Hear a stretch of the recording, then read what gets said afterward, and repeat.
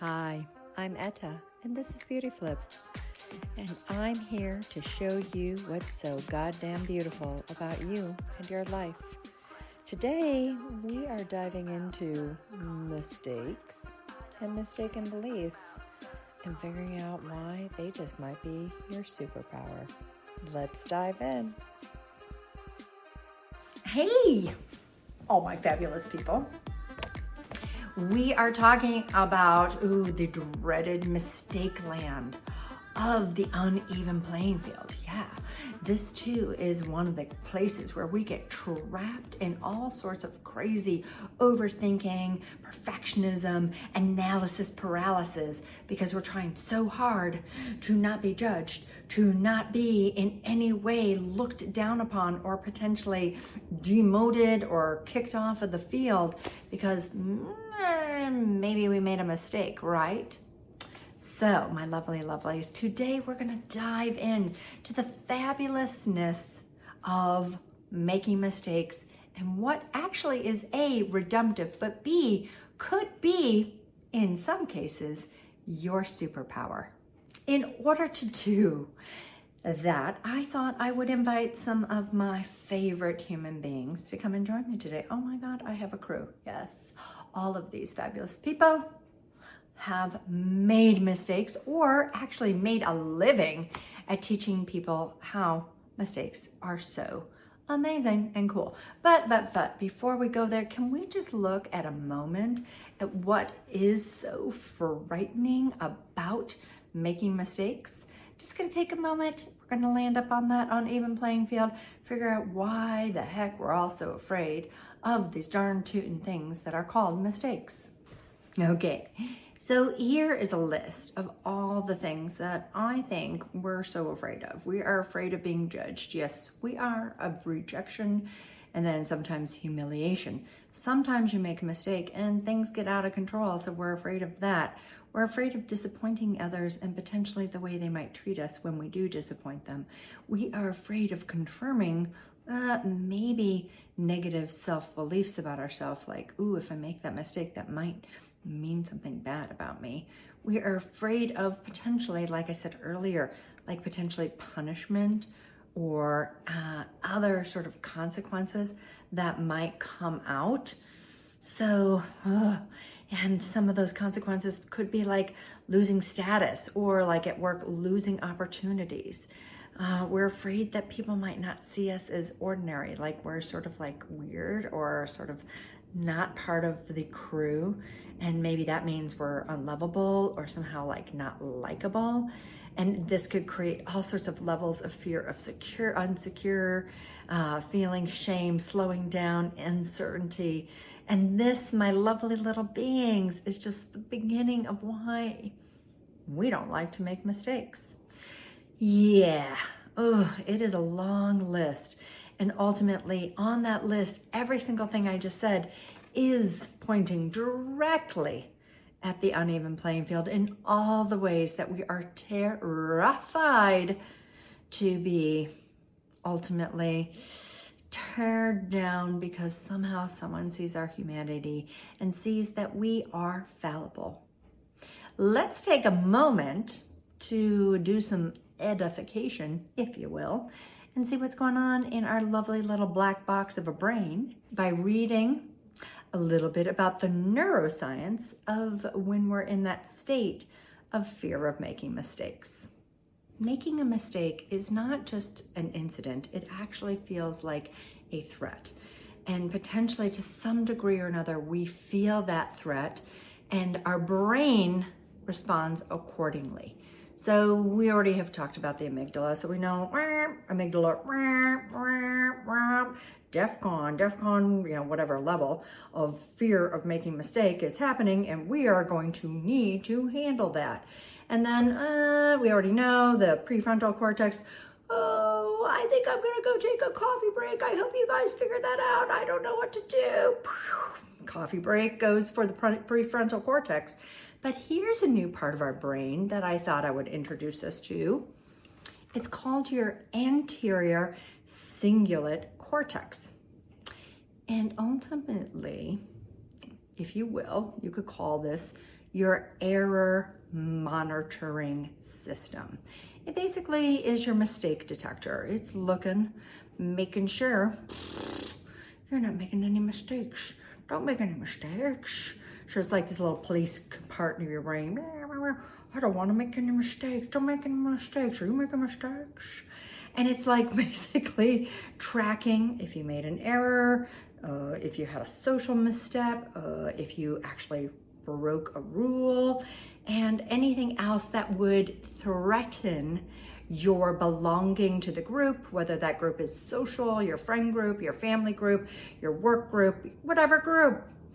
And so what happens in this fabulous, oh, can we say it again, anterior cingulate cortex, is that it basically kind of promotes you overthinking things, which could be important because some mistakes we don't want to make, they could be bad. It also promotes sort of like this perfectionism, actually, and paralysis, or what I would call lovingly analysis paralysis, and can create self-criticism. Okay. It is a useful part of your brain. Please know. For example, if you were doing something that there are big consequences to making a mistake, you would want your little error monitor to be watching and making sure you're not making mistakes. But when you are so afraid of making mistakes or having mistaken beliefs, it could be basically on all the time. And that's what we're talking about here. We're talking about that second place where it actually might be on too much and kind of pointing you in a direction where you are so afraid of mistakes or afraid of having a mistaken belief that you are constantly in this place of trying to be perfect, of trying to overthink everything and make sure that it is absolutely 100% bulletproof. You are in a place where you're analyzing and overanalyzing and analyzing again, and that there is just like a constant spin cycle of that self-criticism. That is the thing we want to erase. Who's in for that ride? I am. Are you? Yes, Edda, pick me. I want to go on that ride. Okay. Yes. So in order for us to go on this ride, we need to meet one of my heroes. This fabulous gentleman, his name is Edward Deming. And he's a cool dude. I mean, a really awesome dude. Let's get to know Mr. Edward Deming. In his early career, he had nothing to do with management, but what he is actually mostly known for is a crazy way that he was sent over to Japan after World War II, and his ideas are the key foundation for which made this little tiny island one of the top producers in all of the world. So he sounds like a pretty cool dude. He started off basically being an electrical engineer and a physics teacher at the University of Wyoming, and then at the University Colorado School of Mines, which yay to those two schools, those are amazing. And then later he did an internship at Western Electric's Hawthorne Works, where he was exposed to early industrial productivity studies. And this is where I think his juice started getting juiced. So the fabulous Edward Deming later became a mathematical physicist for the U.S. Department of Agriculture, and that was between 1927 and 1939. In that time, he also got his doctorate from Yale, and his doctorate was in mathematics and physics. So, he continued his career after 1939 as a statistical advisor for the U.S. Census Bureau from 1939 to 1945, where he developed sampling techniques that are still used today, basically almost an entire century later. He is known with creating systems and looking at variation and measurement and prediction and eliminating waste. And there is a word that the Japanese use that when they translated what he taught them, and we're going there shortly, is known as kaizen. So some of you might be like, oh, I've heard that word because you've seen it in your Instagram scrolls. Like, oh yeah, the Japanese have this way of forever learning. Wowza. Guess who taught them that?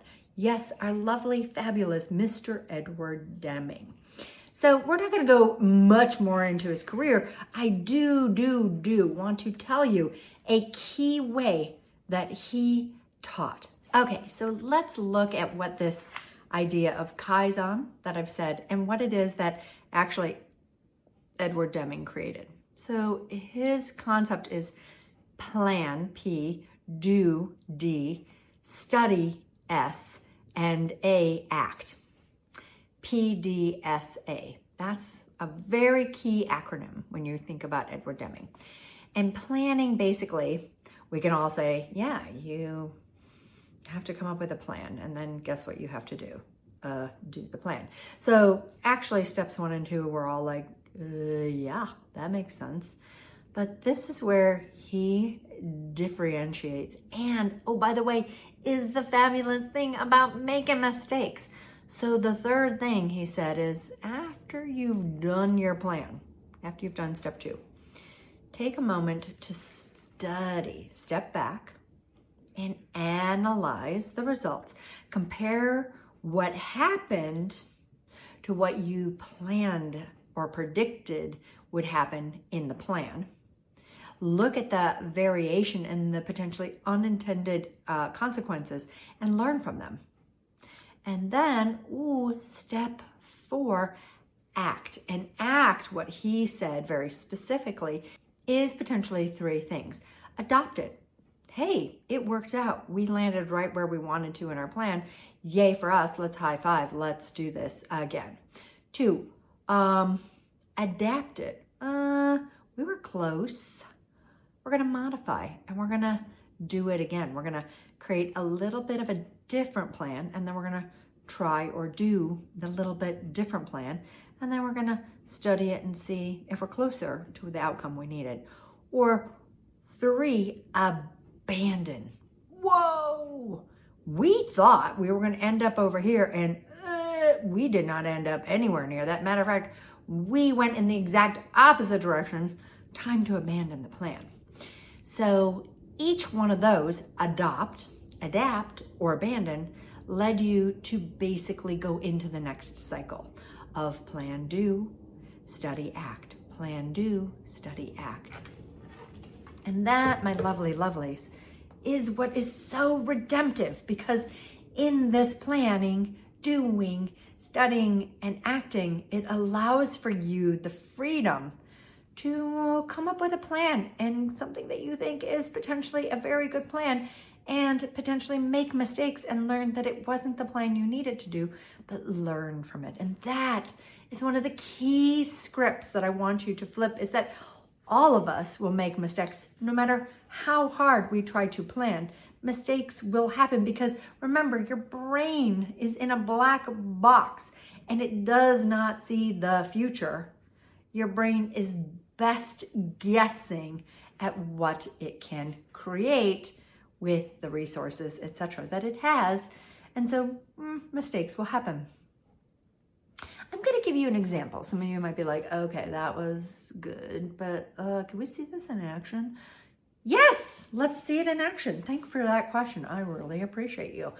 So here is an example of when my lovely little twins were just, probably about 5, and they were going to kindergarten. And in kindergarten, we had to be there by 8 a.m. And we lived literally a 12-minute walk away from their school. And in this, we started out getting ready for school. And that first week, we kind of missed the mark. We kind of missed it. We were maybe 8:05, 8:07, but we were not 8. We're like, well, that's just not good. And we basically decided to use Edward Deming's way of thinking about this, and we decided to look at and study if it was even an unconscious plan, how we were ending up not making it on time. So the first thing we saw was like, oh, what time would we need to leave the house to get there for sure by 8 a.m.? And the girls, my 5-year-old girls, were like, well, we would need to leave surely before 12 minutes, maybe 15 minutes, just in case we were running a little late, gives us a little leg room. We're like, yeah, okay, so we'll leave at 7:45. And they're like, okay, great. And then the second question I asked them is, what time would we need to be like heading out the door, like getting our backpack and if we needed a coat to head out? And they're like, oh, well, maybe like 2-3 minutes. So we're like, okay, great. So what if we made that 7:40, giving us 5 minutes to move from finishing breakfast into getting ourselves ready and out the door? And they're like, oh, okay, that sounds great. And then we're like, okay, so now what time do we need to start eating? Like, how long does it take us to eat breakfast? And they were like, oh, maybe like 15-20 minutes. So from there, we're like, oh, so that means we need to be downstairs starting eating at 7:20. And then we were looking at, oh, how long does it take us to like get dressed? And what we realized is sometimes getting dressed takes us a long time. And so, but we didn't want to get up earlier. So what we decided is, oh, we're going to pick out our clothes the night before so that we can basically kind of get up at like 7:05, 7:10, brush our teeth, and then just pop into our clothes and head on downstairs. And guess what? Those little, if you will, study adaptions, when we studied and then we acted and adapted our plan, worked. It was great. It was wonderful until winter came. And then suddenly we needed to put on snowsuits and walk in snow. So in that same way that I just did the whole thing, we took it from top to bottom. We figured out we needed probably another 10 minutes added into the getting dressed for school and potentially walking. And so we just like shifted our time a little bit earlier, and we found, again, we hit the mark. And that right there is an example of how powerful it is and how you can move away is where we blame each other. Those kids, they can never get up on time. What's wrong with them? Or my mom is always yelling at me. I just want to go to school. Or shame. Oh, I'm a loser. I'm the worst mom ever. We never get to school on time. Oh, we are bad children. Our mom is always mad at us for never getting to school on time. Or just justifying or excusing the behavior. Well, it's not our fault. Gee, maybe they should start school a little later. Have they ever thought about that? Blah. Now, I kind of jest, but that is a lot of time we usually spend trying to figure out or kind of deal with the fact that we've made a mistake.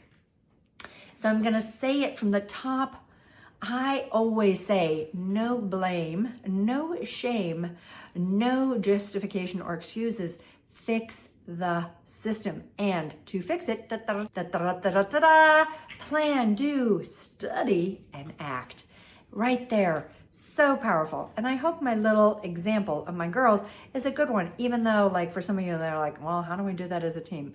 I know it's complicated, but I promise you, it is really cool if you can implement this into your team's culture. You will love it, and your team will too. Okay, I have one more thing I want to share with all you fabulously mistaken human beings. We just flipped the script on moving away from blame and shame and justification into finding ways to plan, do, study, and act, and finding ultimately really solid ways to learn from our mistakes and actually get to the results that we want. But I thought I would share with you other really cool human beings that made really big mistakes and actually kind of worked out for them. You want to hear about them? I do. They're really cool heroes.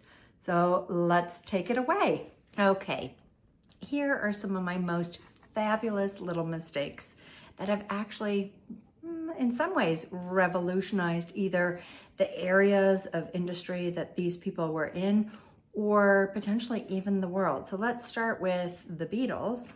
They had a distorted guitar sound that was like actually a broken amplifier. Oopsie. And it created all this fuzzy tone in the song Revolution. And that mistake became a defining sound of rock. Jackson Pollock, well, he accidentally spilled some paint. And then he kind of thought, what if I actually followed the spill? And that spill and him following it created a movement. And it was called the drip technique.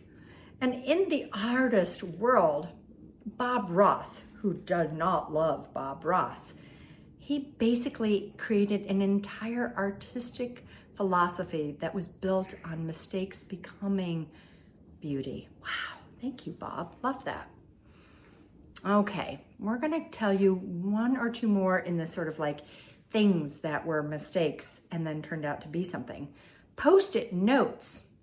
3M accidentally created a glue that didn't stick very well. And people were like, well, that's a shitty glue. And then people were like, yeah, that's a failure. And then it became their most popular product ever because we were able to stick it and unstick it and stick it and unstick it. So yay for that failure. And penicillin was created by a mistake. Alexander Fleming, oopsie, accidentally left a petri dish out by accident and mold contaminated it. And when he looked at the mold, something happened in the petri dish and there was new thoughts of how it was killing bacteria. And he was like, I might have something here. So yay for Alexander Fleming and his mistakes. Now we're gonna get into 7 of my, if you will, my top 7 fabulously mistaken human beings. Albert Einstein. He was just considered a bad student. Yes, people thought he was slow. He failed his entrance exam, and he just really struggled with rote learning. But this sign of nonlinear thinking is actually what created his greatest superpower, right? Hello. J.K. Rowling was rejected 12 times. People said her stories were too long, they were too weird, and too dark. And those mistakes, as we all know, led to the entire Harry Potter series. And if you love them, we love them for all of those things. Steve Jobs, well, he was fired from his job. He was fired from his own company. Yes. And when he was fired because of his intensity and his perfectionism and his mistakes in leadership. So he just got pushed out of Apple. And that exile from Apple, his own company, you got to hear that one. Could you imagine that? He created Next, and then he bought Pixar, and he evolved himself as a leader and was invited back and reinvented Apple. And everything that we love about Apple came from Steve Jobs' mind. Okay, here's a doozy of one. Number 4 in my top 7. Walt Disney was fired for lack of imagination. A newspaper editor told him he was not creative enough.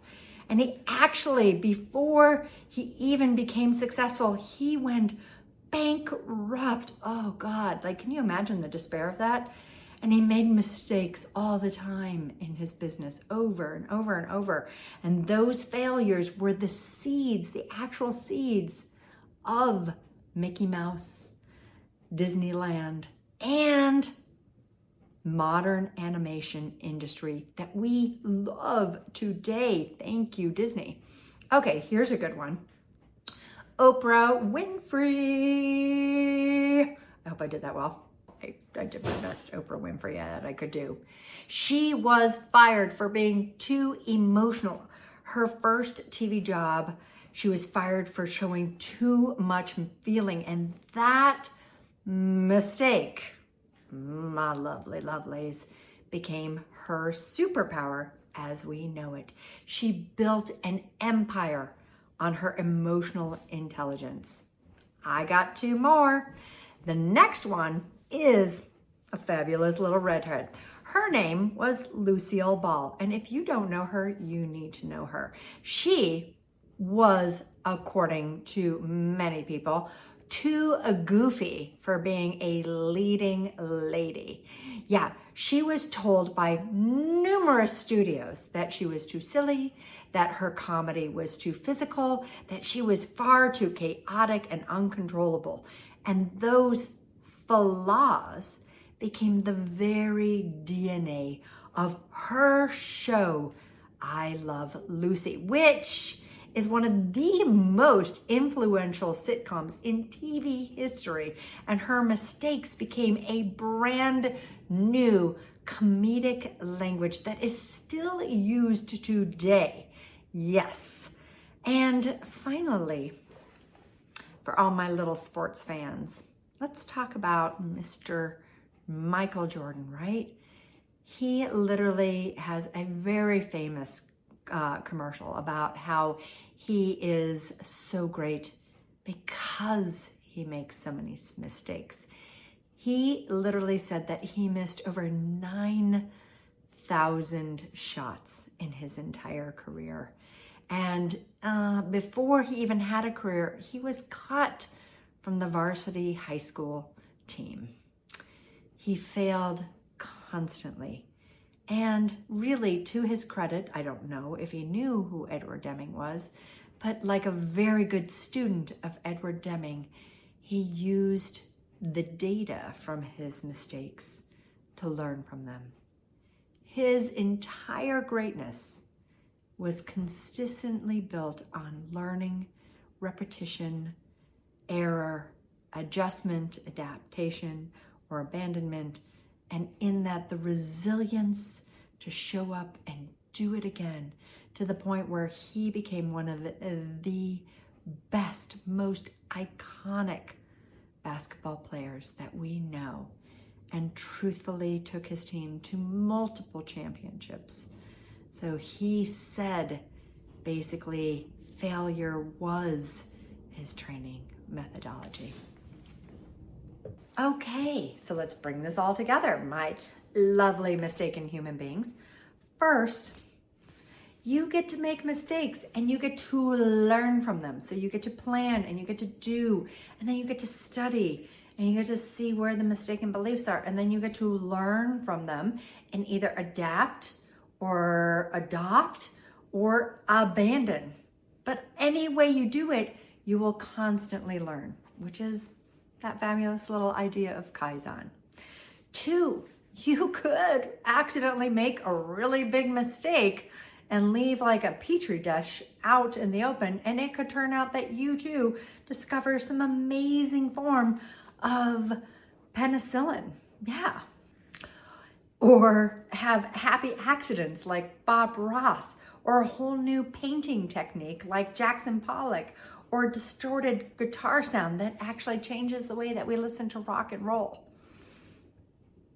Or your actual personality just might not be something that people think you fit into the square box that you should be. And maybe you're like Lucille Ball and you actually follow the genius of your quirkiness, or you're like Oprah Winfrey and your superpower is your emotional intelligence, or you're like Michael Jordan and you learn over and over and over again how to become not just a better basketball player, but one of the best. So many cool ways that you can flip your scripts, and that mistakes are just an invitation to discover. They are a phenomenal way that you get to see beyond the horizons that is in your black box, or maybe in the various humans around you and their black boxes. And since I mentioned Albert Einstein, Let's hear what he has to say about making mistakes. He says, anyone who has never made a mistake has never tried anything new. Love that. And then let's hear one from Mahatma Gandhi. Freedom is not worth having if it does not include the freedom to make mistakes. Okay, my lovely, mistaken human beings. May you go on this journey. In the show notes, I will talk a little bit and send you links about our fabulous Edward Deming and his systems management thinking, and potentially all the other fabulous people that I mentioned tonight. I hope that you enjoyed our time together, and I'll see you next week when we dive in a little deeper to ways to break free from the uneven playing field and discover what is so goddamn beautiful about you and your life. I'll see you soon. Bye. Hey ho, thanks for the fun ride. You can park and unbuckle your seatbelt. We're done with the craziness of looking at mistaken beliefs and how they just might be your superpower. Anyway, next week we are going to do a little bit of a flip because we're going to look at where you might have a mistaken belief about what makes you happy. See you then.